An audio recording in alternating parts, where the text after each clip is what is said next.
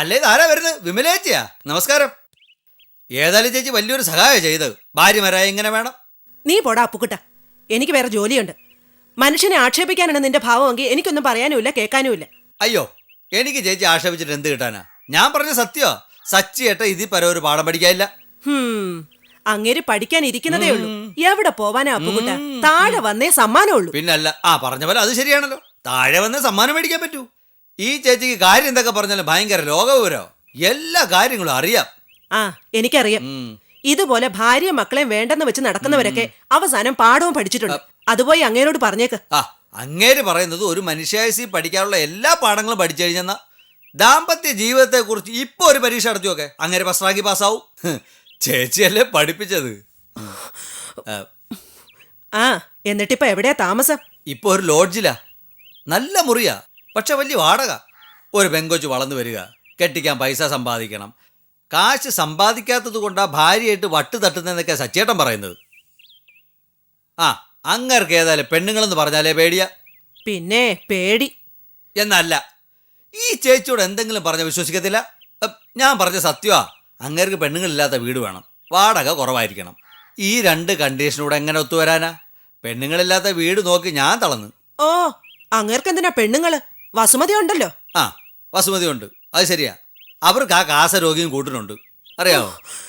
ഞാൻ ഏതാണ്ട് പറഞ്ഞെന്നും പറഞ്ഞു എന്തോ ഒരു ബഹളമായിരുന്നു. ലോകത്ത് ഒരു ഭാര്യ എന്നെ പോലെ സഹിച്ച് കാണത്തില്ലടാ അപ്പുക്കുട്ട. അറിയാം അറിയാം.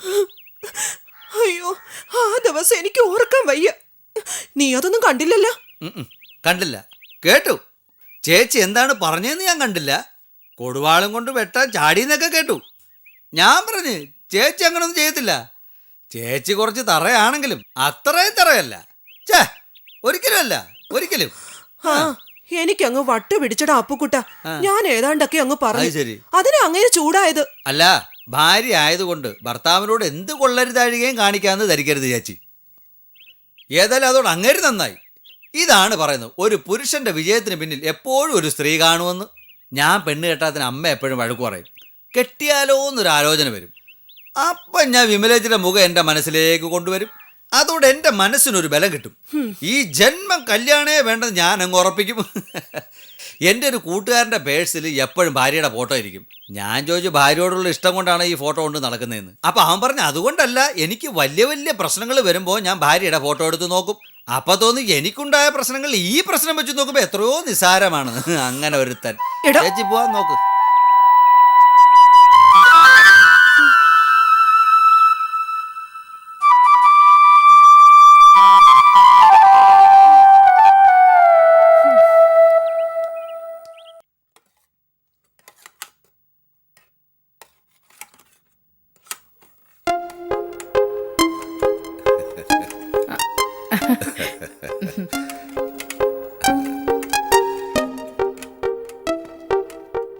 ഡോളി വന്നതിന് ശേഷം അടുക്കളയിലെ പാചകമൊക്കെ എങ്ങനെയാ? അടുക്കളയിലെ ചാർജും ഡോളി ഏറ്റെടുത്തോ? ഇന്ന് ഞായറാഴ്ചയല്ലേ, ഓഫീസ് ഇല്ലല്ലോ. അതുകൊണ്ട് ഡാഡിക്ക് വേണ്ടി നല്ലൊരു ചിക്കൻ കറി ഉണ്ടാക്കാൻ തീരുമാനിച്ചു. ഇന്ന് കുക്ക് ശാന്തമേ ലീവാ. ചിക്കൻ കറി, ഈശ്വര, കേട്ടപ്പോഴേ നാവിൽ വെള്ളം ഊറുന്നു.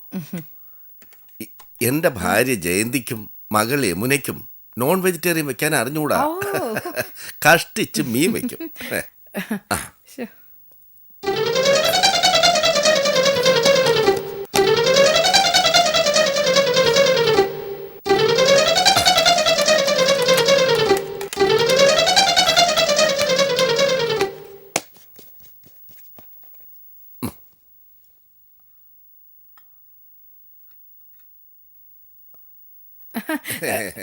ഒന്ന് ഇളക്കി കൊടുക്കായിരുന്നില്ലേ? എന്തൊരു മണം! നല്ല മണം വരുന്നുണ്ട്. അച്ഛൻ എന്തിനാ അവളുടെ കിന്നാരം പറഞ്ഞു നിൽക്കുന്നത്? വന്ന് കയറിയപ്പോ തുടങ്ങിയ ഭരണമാ. ഡോളി ഒറ്റയ്ക്ക് നിന്ന് ചിക്കൻ കറി ഉണ്ടാക്കുന്നു. നിങ്ങൾ രണ്ട് പെണ്ണുങ്ങൾ ഈ വീട്ടിലുണ്ടായിട്ട് അവളെ സഹായിക്കുന്നില്ല. നമുക്കെല്ലാവർക്കും വേണ്ടി ഇത്രയ്ക്ക് കഷ്ടപ്പെടുന്ന ഡോളിയോട് ഒരു ലോഹ്യമെങ്കിലും കാണിക്കണ്ടേ? സഹായിക്കണോന്ന് ഞാൻ ചോദിച്ചതാ, വേണ്ടെന്ന് ഡോളി പറഞ്ഞു. അത്യാവശ്യത്തിന് ചിക്കൻ കറി വെക്കാനൊക്കെ എനിക്കും അറിയാം. പക്ഷെ എന്ത് ചെയ്യാം, നിന്റെ ചിക്കനേക്കാളും പ്രമോദിന് ഇഷ്ടം ഡോളിയുടെ ചിക്കനാണല്ലോ.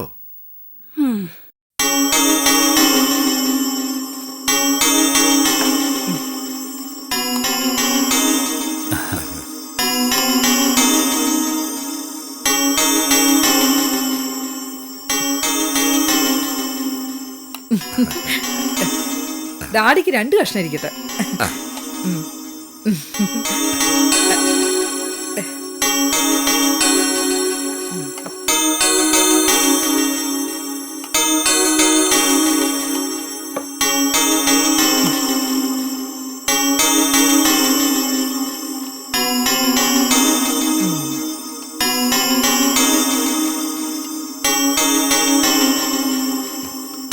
നല്ല രസികൻ ചിക്കൻ കറി.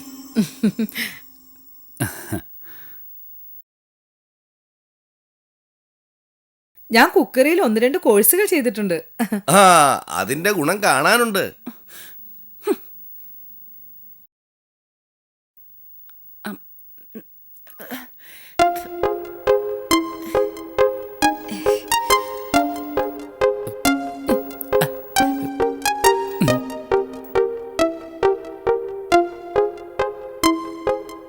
അയ്യേ, ഇത് മുഴുവൻ ഉപ്പാ.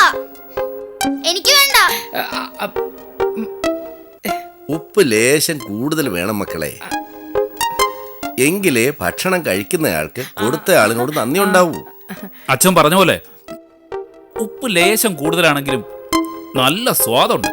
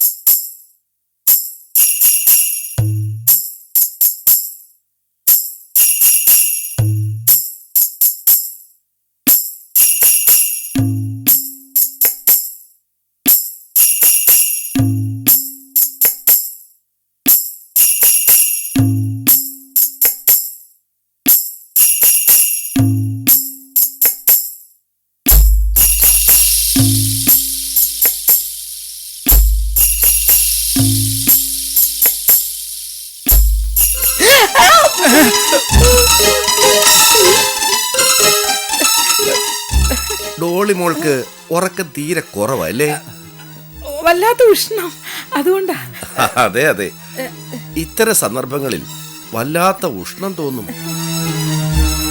എനിക്ക് ഈയിടെയായി തീരെ ഉറക്കമില്ല മോളെ.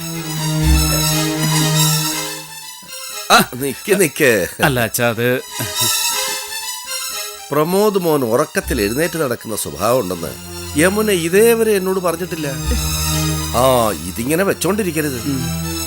നമുക്ക് നല്ലൊരു സൈക്കാട്രിസ്റ്റിനെ കാണണം.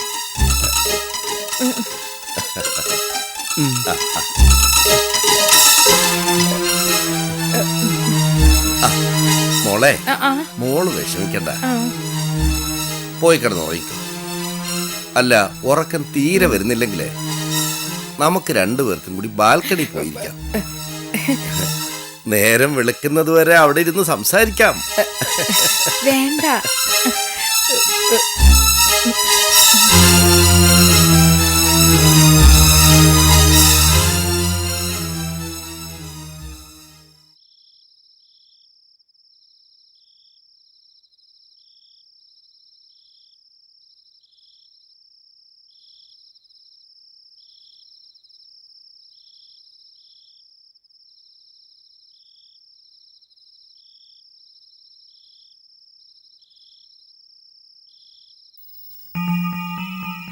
അതിനിടയിൽ എങ്ങോട്ടാ എഴുന്നേറ്റ് പോയത്? നമ്മുടെ മരുമോന്റെ അവന്റെ സെക്രട്ടറിയുടെയും സുഖവിവരങ്ങൾ അന്വേഷിക്കാൻ പോയതാ. ഈ പാതിരാത്രിയിലോ? അതെ, ഒരു ജോലി ഏറ്റെടുത്താൽ അത് തികച്ചും സത്യസന്ധമായി ചെയ്യണം. അതിന് പകലെന്നോ രാത്രിയെന്നോ വ്യത്യാസമില്ല. എനിക്കൊന്നും മനസ്സിലാവുന്നില്ല. എടീ, ഒരു കുറ്റവാളിയെ ശിക്ഷിക്കുന്നതിന് മുമ്പ് അയാൾ കുറ്റം ചെയ്തു എന്നതിന് വ്യക്തമായ തെളിവ് കിട്ടിയിരിക്കണം. മനസ്സിലായോ? അതിന് നമ്മളാരാ? ജഡ്ജിയോ? ഇക്കാര്യത്തിൽ ഞാൻ തന്നെ വാദി, ഞാൻ തന്നെ സാക്ഷി, ഞാൻ തന്നെ ജഡ്ജി. ഓഹ്, നേരം പോയ നേരത്ത് പിച്ചും പേയും പറയാതെ കിടന്ന് ഉറങ്ങാൻ നോക്ക്.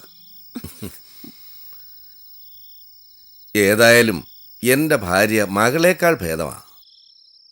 ഭർത്താവ് അടുത്തു നിന്ന് എഴുന്നേറ്റ് പോയാൽ അത് മനസ്സിലാക്കാനുള്ള കഴിവെങ്കിലും നിനക്കുണ്ടല്ലോ.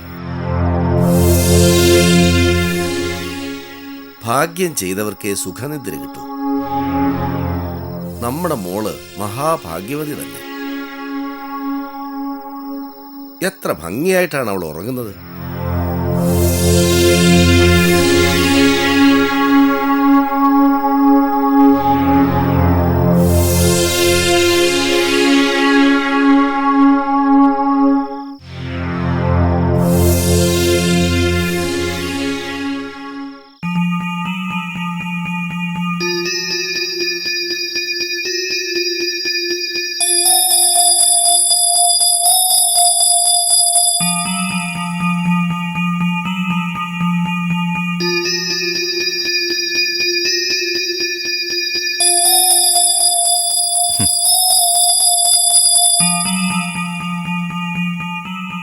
ഇതാണ് ഇപ്പോഴത്തെ ഗ്രാഫ്.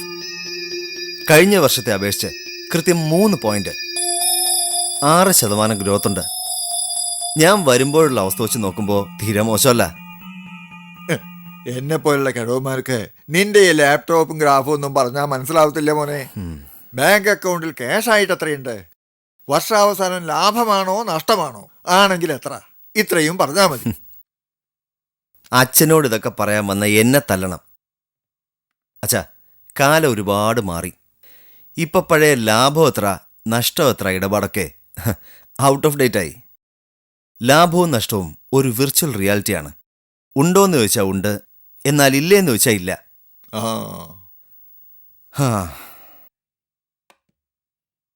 എനിക്ക് ഈ വർഷത്തെ ഏറ്റവും വലിയ ലോസ് ആ LIC ഇടപാടാ.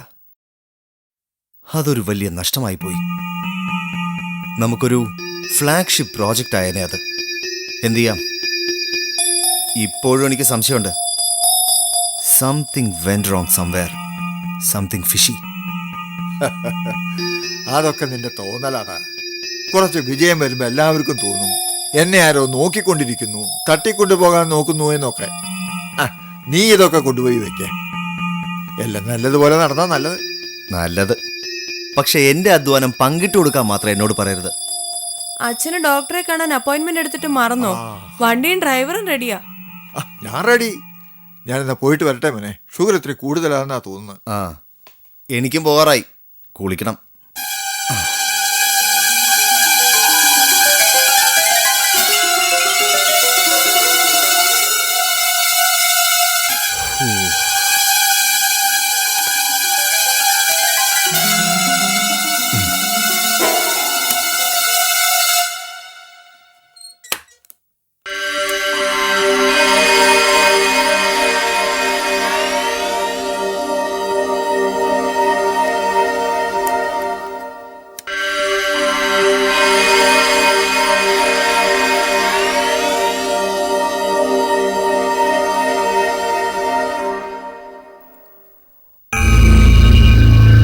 എടി ആ, അത് ശരി, കള്ളൻ കപ്പലിൽ തന്നെ. ഇങ്ങനെയാണല്ലേ എന്റെ LIC ടെൻഡർ ചോർന്നത്? ചീ, പോടാ. എടി, നിന്നെ ഞാനൊരു പാഠം പഠിപ്പിക്കടി. കിഷോർ, ഓടി വരണേ. എന്താ എന്താ എന്താ ഇത്? നിന്റെ ഭാര്യ കൊത്തി കൊത്തി മുറത്തിക്കറി കൊത്താൻ തുടങ്ങി. ഇവൾ എന്റെ കമ്പ്യൂട്ടർ പരിശോധിക്കുന്നു, വിവരങ്ങൾ ചോർത്താൻ. പിന്നെ ഞാൻ അറിയണ്ടേ നമ്മുടെ കമ്പനിയുടെ രഹസ്യങ്ങൾ? എന്റെ ഭർത്താവിന് കൂടെ അവകാശപ്പെട്ടതാ. ഛി, നിന്റെ ഭർത്താവോ? എന്താ സംശയം? എല്ലാം 50-50. ഈ ലാപ്ടോപ്പും ഇതിലെ ഫയലുകളും ഉൾപ്പെടെ. അവള് ലാപ്ടോപ്പിലൊന്ന് നോക്കിയാ നീ ഉടനെ തല്ലുവോടാ. അവളുടെ ദേഹത്ത് മണ്ണ് നുള്ളി ഇട്ടാലുണ്ടല്ലോ, കൊന്നുകളയും ഞാൻ. കൊല്ലാൻ എനിക്കും പറ്റും. വ്യത്യാസമുണ്ട്. ഞാനൊരു ഭ്രാന്തനെന്ന് മുദ്ര കുത്തപ്പെട്ടവനാ, രോഗി. ഞാൻ നിന്നെ കൊന്നാലും അതെനിക്ക് രക്ഷയാ. പക്ഷെ നിന്റെ കാര്യം അങ്ങനെയല്ല. ഏതായാലും ഇത്ര വിലപ്പെട്ട എന്ത് വിവരമാണ് നിന്റെ കമ്പ്യൂട്ടറിലെന്ന് എനിക്കൂടൊന്ന് അറിയണമല്ലോ.